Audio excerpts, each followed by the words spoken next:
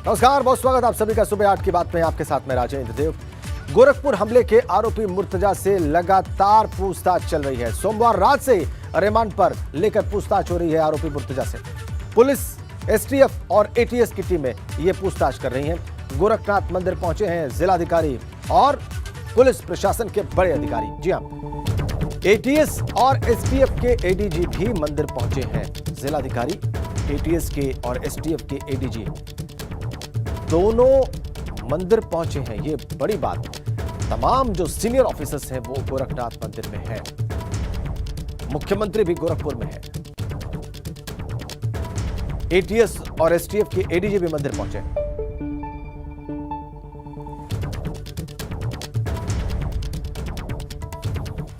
तो रिमांड पर लेकर पूछताछ हो रही है। क्या राज खुले हैं, यह भी सवाल है। 14 दिनों की न्यायिक हिरासत में है मुर्तजा और इसमें 7 दिन की पुलिस रिमांड दी गई।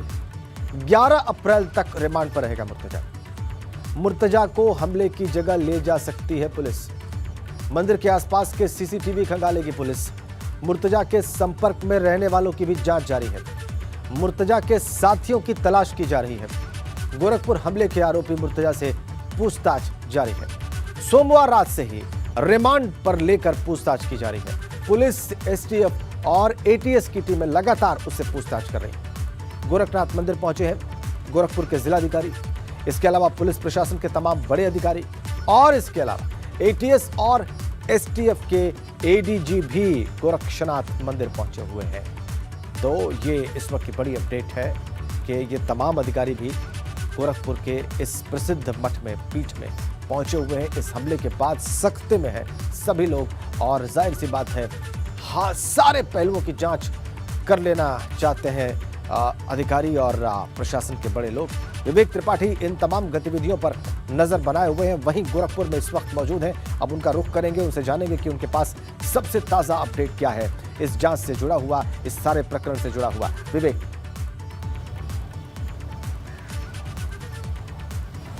बिल्कुल राजेंद्र, मैं गोरखधाम मंदिर के ठीक, गोरखनाथ मंदिर के ठीक बाहर खड़ा हुआ हूँ और यहाँ पर जो मुख्य द्वार है, यहाँ आप सामने हमारे पीछे, ठीक पीछे मेन गेट है जहाँ से एंट्री होती है। सुरक्षा का पहला जो कदम है वो यहीं से शुरू होता है। मंदिर में प्रवेश का यहीं जांच होती है और ये जो दाईं तरफ रास्ता हम दिखाएंगे आपको, यानी ये इस रास्ते से अगर मुख्यमंत्री योगी आदित्यनाथ भी आते हैं तो इसी रास्ते से पीछे की तरफ से मंदिर में उनका आवास है, वहीं प्रवेश करते हैं और इसी रास्ते से अभी सारे अधिकारी यहाँ से, जिलाधिकारी गोरखपुर निकले हैं और जो सुरक्षा एजेंसियाँ हैं उनके लोग निकले हैं, पुलिस के अधिकारी निकले हैं और मंदिर के अंदर बैठक चल रही है। एक बैठक, चूँकि कल जो मुर्तज़ा को लाया गया है उससे रिमांड पर जो पूछताछ के बाद जो जानकारियाँ मिली हैं, तो सुबह सुबह मुख्यमंत्री ने सबको यहाँ पर बुलाया है और सबसे जानकारी ले रहे हैं कि अभी तक क्या क्या बताया है मुर्तज़ा ने, कितनी चीज़ें, कौन कौन से खुलासे हुए हैं और कहाँ कहाँ जो टीमें अलग अलग जगह गई है। गुजरात की एटीएस से संपर्क किया गया है, यहाँ जो यूपी की एटीएस है और महाराष्ट्र की एटीएस से संपर्क किया गया है। कोयम्बटूर में उसके कौन से रिश्ते हैं, कौन से लोग हैं जिनके पास वो आता जाता था, एक एक जानकारी मुख्यमंत्री खुद ले रहे हैं और सारे आला अधिकारियों को निर्देश भी दे रहे हैं कि आगे क्या करना है। यानी अगर मंदिर की सुरक्षा की बात करें हम, तो मंदिर की सुरक्षा में भी परिवर्तन होने हैं। यहाँ की जो मेन गेट है जहाँ से मुख्य सड़क से एंट्री होती है, इसके अलावा जो मंदिर का प्रवेश का मेन गेट है, ये जो सामने आप देख रहे हैं, वहाँ के बीच में करीब 50-60 मीटर का फासला है और उस रास्ते की कैसे सुरक्षा करनी है। चूँकि इस जगह जो आप नज़ारा सामने देख रहे हैं, हमारे एबीपी गंगा के दर्शक देख रहे हैं, यहाँ तक मुर्तज़ा नहीं आ सका था। ये मंदिर का मुख्य प्रवेश द्वार है। इसके अलावा जो सड़क पर प्रवेश द्वार है, पूरे परिसर में प्रवेश करने के लिए उस बाईं तरफ हम कैमरा दिखा रहे हैं कि वो प्रवेश द्वार, वहीं पर सारी घटना हुई थी, उसी जगह पर मुर्तज़ा आया था और सुरक्षा कर्मियों में उसने हमला किया था और उनके जो असलहे थे वो छीनने की कोशिश की थी, जिससे वो तबाही मचा सके। उसका मकसद क्या था, यही पता लगाने के लिए कल रात करीब 8 बजे उसको रिमांड पर लाया गया है। 8 बजे से उससे पूछताछ हो रही है। तमाम जानकारियां उसने दी हैं। लैपटॉप जो उसके पास से मिला है उसमें ये पता चला है कि हमले से पहले उसने, यानी रविवार के दिन ही, जो भड़काऊ वीडियो हैं, जो माइंड वॉश करने वाले वीडियो हैं, वो करीब 300 बार उसने वो वीडियो देखे थे और कई बार देखने के बाद जब यहाँ पर आया है तो वो पूरी तरह से जिहादी प्रवृत्ति का हो चुका था। उसकी मानसिकता ऐसी हो चुकी थी कि वो सिर्फ खून बहाना चाहता था। ये ऐसी जानकारी एटीएस के आला अधिकारियों ने और एसटीएफ के आला अधिकारियों ने यहाँ मुख्यमंत्री को बताया है। जो मुर्तज़ा ने पूछताछ में जानकारियाँ दी हैं वो सब शेयर कर रहे हैं।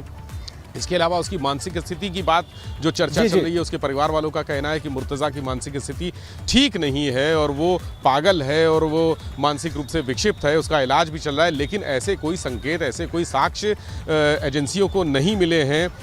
चूँकि कल जब मुर्तज़ा से पूछताछ शुरू हुई थी वहाँ पर मनोचिकित्सकों को भी बुलाया गया था। जो बीआरडी मेडिकल कॉलेज के बड़े साइकोलॉजिस्ट हैं उनको भी बुलाया गया था और उन्होंने उसका पूरा माइंड रीड किया, उससे अलग जाके बात की, काफ़ी देर तक बात की और वो मुतमईन हो गए कि ये झूठ बोल रहा है, इसको कोई मानसिक बीमारी नहीं है, कोई समस्या नहीं है। बहुत महत्वपूर्ण बात कह रहे हैं विवेक, आप ये बता रहे हैं विवेक, मैं इसको थोड़ा और अपने दर्शकों को स्पष्ट कर दूं विवेक, आप एक बड़ी महत्वपूर्ण जानकारी दे रहे हैं। जानकारी आप ये दे रहे हैं कि पुलिस और प्रशासन के अधिकारी और एटीएस के लोग मुतमईन हैं, कन्विंस्ड है, संतुष्ट है इस बात से और पूछताछ से कि ये जो मानसिक रूप से विक्षिप्त होने की बात सामने लाई जा रही है इसके परिवार की तरफ से, उसमें कोई दम नहीं है। ये बात आप कह रहे हैं, इस पे आपसे और बात करेंगे, लेकिन एक बड़ी अपडेट है विवेक का, उसके बारे में अपने दर्शकों को पहले बता दें। गोरखपुर हमले के आरोपी मुर्तज़ा से जुड़ी एक और बड़ी जानकारी इस वक्त एबीपी गंगा के पास है। मुंबई के अलावा गुजरात के जामनगर भी गया था मुर्तज़ा, दक्षिण भारत में कोयम्बटूर भी गया था और नेपाल के लुम्बिनी भी गया था मुर्तज़ा। हमले से पहले मुर्तज़ा ने 300 बार जिहादी वीडियो देखा था। वो वीडियो जो किसी को भड़का सकता है, जो परिवर्तन कर सकता है विचार में, 300 बार देखा गया। मोबाइल से जुड़े यूट्यूब अकाउंट खंगालने पर भी तमाम जानकारियां मिली हैं। वापस गोरखनाथ मंदिर चलते हैं, विवेक के पास चलते हैं। विवेक का कुछ जानकारियां मैंने दी कि वो कोयम्बटूर गया दक्षिण भारत में, लुम्बिनी गया नेपाल में, जामनगर गया गुजरात में। जाहिर सी बात है इस एंगल पर जांच करेगी एटीएस और एसटीएफ की क्या करने गया था। लेकिन यह भी एक सवाल सभी के मन में होगा कि जो व्यक्ति केमिकल इंजीनियरिंग किया हुआ हो, बॉम्बे आईआईटी जैसे प्रसिद्ध और नामचीन संस्थान से, प्रतिष्ठित संस्थान से, वो बहुत ब्राइट स्टूडेंट रहा होगा अपने करियर में और इतना अच्छा अध्ययन करने के बाद उसने नौकरी भी की और फिर नौकरी छोड़ दी। उसके पिता ये कह रहे हैं कि मानसिक स्थिति की वजह से नौकरी छोड़ी। इस बारे में भी क्या कोई जांच हुई अभी तक? देखिए राजेन, बहुत अच्छी बात आपने कही। उसके पिता जो और उसके परिवार के लोग जो कह रहे हैं कि वो मानसिक स्थिति उसकी ठीक नहीं है, एटीएस इसकी भी जांच कर रही है कि कहीं ऐसा तो नहीं है कि उसके परिवार वाले उसको बचाने के लिए एक जो आधार होता है वो तैयार कर रहे हैं। और उस पूरी साजिश में, जिसकी भी साजिश है, ये साजिशकर्ता का नाम सामने नहीं आया है अभी, तो एक कड़ी सामने आई है और वो कड़ी है मुर्तज़ा। मुर्तज़ा से जुड़े बहुत सारे लोग हैं जिनका सामने आना बाकी है। इसके लिए एटीएस और एसटीएफ की टीमें लगातार कोशिश कर रही हैं, लेकिन जो उसके परिवार वालों का कहना है कि उन्होंने जिस तरह से उसको प्रोटेक्शन देने की कोशिश की, उसको पागल साबित करने की कोशिश की, उसको मानसिक रूप से विक्षिप्त साबित करने की कोशिश की, तो वो भी शक के घेरे में है। वो भी एटीएस और एसटीएफ की लगातार निगाह में बने हुए हैं और उनकी भी छानबीन चल रही है। मुर्तज़ा के पास से जो मोबाइल मिला है, कुछ इंटरनेट कॉल उससे की गई हैं, कुछ व्हाट्सएप कॉल की गई हैं, कुछ वीडियो कॉल्स भी हैं जो एटीएस को मिली हैं, एसटीएफ को मिली हैं और उनकी कॉल्स की छानबीन की जा रही है। जिन जिन लोगों से उसने संपर्क किया है उनसे लगातार एटीएस और एसटीएफ की टीमें उनसे कोशिश कर रही हैं कि वो लोग किसी तरह से गिरफ्त में आ जाएं, शिकंजे में आ जाएं।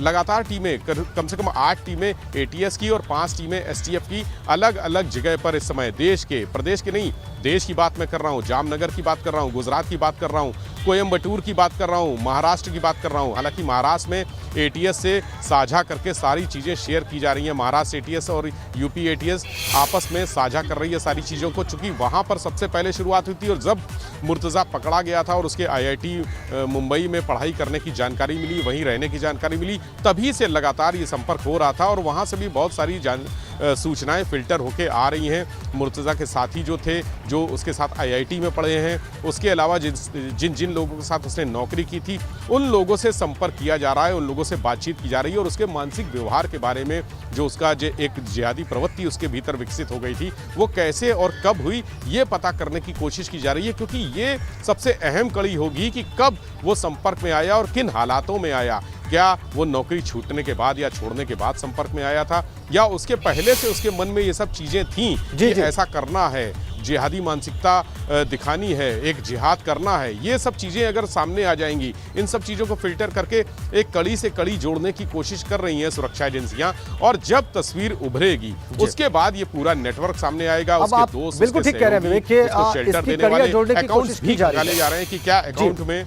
आप कह रहे हैं कि कड़ियां जो अभी तक जानकारियां प्राप्त हुई है उनको उनकी कड़ियां जोड़कर एक पिक्चर बनाने का प्रयास है जांच एजेंसियों के द्वारा। लेकिन विवेक, सभी के मन में सवाल है कि जो पूछताछ आपने कहा कि रात को रिमांड पर ले लिया और उससे पहले भी लगातार पूछताछ की जा रही है, परिवार के लोगों से भी पूछताछ हुई है, तो उसमें सबसे बड़ी बात निकलकर क्या सामने आई है और कैसे इस निष्कर्ष पर पहुंचा गया कि मानसिक रूप से कोई विक्षिप्तता नहीं है, ये कोई मानसिक बीमारी वाली बात नहीं है, बल्कि ये कट्टरपंथ की ओर मुड़ गए, उसकी तरफ झुक गए एक व्यक्ति का ही किया गया ये अपराध है। देखिए राजेन, चूंकि इस पूरे मामले की जांच स्पेशलाइज्ड एजेंसियां कर रही हैं, एटीएस और एसटीएफ इस ऐसे मामलों की जांच में स्पेशलाइज्ड हैं, उनको विशेषज्ञता हासिल है और वो हर पहलू पे जांच करते हैं। वो सिर्फ अपराध की विवेचना नहीं करते, अपराध की मीमांसा नहीं करते हैं, वो अपराध के साथ साथ उस अपराधी का भी विश्लेषण करते हैं कि उसकी मानसिकता क्या है। यानी जो स्पेशल एजेंसियां हैं उनके स्पेशल काम होते हैं। अगर जिला पुलिस की बात हम करते, जिला पुलिस के पास मुर्तज़ा होता और जिला पुलिस इस मामले की जांच कर रही होती, तब बात अलग थी। वो एक जो उनके पास समय भी नहीं होता है, उनके पास विवेचना के संसाधन भी बहुत कम होते हैं, तो एक साधारण सी जो स्टीरियोटाइप्ड विवेचना होती है, जांच होती है, वो करते हैं। लेकिन अब चूंकि मामला ये नेपाल से जुड़ गया है, भारत के तमाम जो प्रदेश हैं उनसे जुड़ा हुआ है, आतंकियों की आशंका है, आतंकी संगठन का हाथ होने की आशंका है, तो बहुत स्पेशलाइज्ड विवेचना हो रही है। ऐसे में उसके जो दिमाग है उसको पढ़ने के लिए, उसका जो व्यवहार है उसकी समीक्षा करने के लिए मानसिक विशेषज्ञों को बुलाया गया था। जो बीआरडी मेडिकल कॉलेज के चिकित्सा विशेषज्ञ हैं, जो जानकार हैं, जो साइकोलॉजी पढ़ते हैं, जो कई विश्वविद्यालय में साइकोलॉजी पढ़ाते हैं और साइकोलॉजी का अध्ययन करते हैं, लोगों की साइकोलॉजी रीड करते हैं, ऐसे तमाम विशेषज्ञ बुलाए गए थे कल रात में और उन्होंने बैठकर मुर्तज़ा से कमरे में अलग अलग, हर जो पढ़ाते हैं उनकी अलग बात है, जो इलाज करते हैं साइकोलॉजिस्ट उनकी अलग बात होती है, तो हर तरह के साइकोलॉजिस्ट विशेषज्ञ जो हैं उन्होंने अलग अलग बात की है, उससे जानने की कोशिश की है कि आखिर क्या व्यवहार है, क्या वो चाहता था। इस तरह का हमला, अगर उनके जैसे परिवार वाले कह रहे हैं कि वो चाहता था कि मैं मर जाऊं, कोई मुझे मार दे, कोई मुझे गोली मार दे, या मैं किसी के सामने साइकिल लेकर, कुछ दिनों पहले ही परिवार वालों ने उसको एक साइकिल खरीद कर दी थी, बार बार कहता था, जैसा उसके पिता का कहना है कि वो बार बार कहता था कि मैं साइकिल किसी कार के आगे टक्कर मार दूं और कार वाला मुझे कुचल दे। ये अजीब सी मानसिकता उसकी पिछले कुछ दिनों से दिख रही थी। और कहीं ऐसा तो नहीं कि ये मानसिकता इस वजह से, चूंकि जो मानसिक रूप से विक्षिप्त होते हैं उनके लिए कानून में एक प्रावधान होता है कि उनको काफ़ी सुविधाएं दी जाती हैं, उनको सामान्य जेल में नहीं रखा जाता है। ऐसा व्यक्ति अगर अपराध भी करता है तो उसको जेल में नहीं रखते हैं, उसको पागल खाने में रखते हैं। ऐसे अलग अलग केंद्र बने हुए हैं, वहाँ उसको रखा जाता है, वहाँ उसकी देखभाल की जाती है। ऐसा साबित करने की कोशिश तो नहीं कर रहा था कि मैं हमला करूंगा और लोगों को मारूंगा, खून बहाऊंगा, रक्तपात करूंगा और उसके बाद मानसिक रोगी होकर मुझे कानून से छुटकारा मिल जाएगा। तो ये संभावना भी खत्म हो गई। खत्म इसलिए हो गई क्योंकि विशेषज्ञों ने कह दिया कि ये पूरी तरह से ये बड़ी बात, बड़ी अपडेट दे रहे हैं। इसी बीच में एक और अपडेट भी हमारे पास है, वो दर्शकों को बता दूं मैं। मुर्तजा के खिलाफ 2 मुकदमे दर्ज किए गए हैं। पहला मुकदमा हत्या और लूट की कोशिश का है। धार्मिक उन्माद बढ़ाने सहित कई धाराओं में मामला दर्ज किया गया है। 186, 153 ए, 307, 332, 333, 353, 394 आईपीसी और 7 सीएलए के तहत मामले दर्ज किए गए हैं। और दूसरा मुकदमा गोरखनाथ थाने में 4/24 आर्म्स एक्ट में भी दर्ज किया गया है। तो 2 मुकदमे दर्ज। विवेक त्रिपाठी के पास चलते हैं, वो ये जो धाराएं हैं इनके बारे में बताएंगे। विवेक, का कई धाराओं में मुकदमा दर्ज किया गया है और 2 मुकदमे दर्ज किए गए हैं। धाराएं मैंने दर्शकों को बताई, इनमें एक धारा 307 की है, अटेम्प्ट टू मर्डर की भी है। और जो आपने महत्वपूर्ण इसमें नोटिस किया हो इन धाराओं में और इस मुकदमे में, दर्शकों को बताएं। देखिए राजेन, 2 मुकदमे अलग अलग इसलिए दर्ज किए गए हैं क्योंकि जो असलहों का, उसके पास जो असलहे यानी अस्त्र शस्त्र की धारा का मुकदमा है। जो बांका मिला है, धारदार हथियार मिला है, एक बांका उसके हाथ में था और एक उसने बैग में छुपा कर रखा था। इंटेंशन देखा जाता है हमेशा कानून में कि इंटेंशन क्या है। इंटेंशन गलत था, उसने आते ही हमला कर दिया। उस जो हमले का मुकदमा है वो अलग है, लेकिन अस्त्र रखने का वो एक मुकदमा अलग है। धार्मिक उन्माद फैलाने की धारा, ये सबसे महत्वपूर्ण धारा होती है। किसी भी व्यक्ति, कोई भी व्यक्ति अगर भड़काऊ भाषण देता है। जैसा कि मुर्तज़ा यहाँ पर मंदिर के मुख्य द्वार पर आया और उसने आते ही नारे लगाने शुरू कर दिए। धार्मिक नारे थे, उन्मादी नारे थे, भड़काने वाले नारे थे। उनको सुनते ही जब तक लोग संभल पाते तब तक उसने जो बांका लेकर आया था अपने बांके से पुलिस कर्मियों पर हमला कर दिया, उनको लहूलुहान कर दिया और उनके असलहे छीनने की कोशिश की। असलहे छीनना यानी लूट की कोशिश करना, ये धारा भी उसमें शामिल है, यानी लूट करने की कोशिश, धार्मिक उन्माद करना। और 7 CLA यानी 7 क्रिमिनल लॉ अमेंडमेंट एक्ट ये भी शामिल है। और इसके अलावा जो आगे तैयारी हो रही है वो जिस तरह से जांच चल रही है, जिस तरह से छानबीन चल रही है, विवेचना में नई चीज़ें सामने आ रही हैं, तो ये धारा अभी लगातार बढ़ाई जाएंगी। इसमें रासुका भी लगाई जा सकती है, क्योंकि राष्ट्रीय सुरक्षा कानून वहाँ पर लागू होता है जहाँ पर अफरा तफरी की स्थिति हो जाती है और समाज में एक अशांति का और भय का वातावरण पैदा हो जाता है। तो जहाँ पर बहुत सारे लोग, चूंकि ये मंदिर एक सार्वजनिक जगह है जहाँ पर हर जाति, हर धर्म के लोग, हर वर्ग के लोग आते जाते हैं, और उस समय जिस समय ये हमला हुआ था उस समय भी बहुत सारे लोग थे यहाँ पर, महिलाएं थी, बच्चे थे, पुरुष थे, बुजुर्ग थे। और इस दौरान जब ये हमला हुआ तो अफरा तफरी मच गई। उसके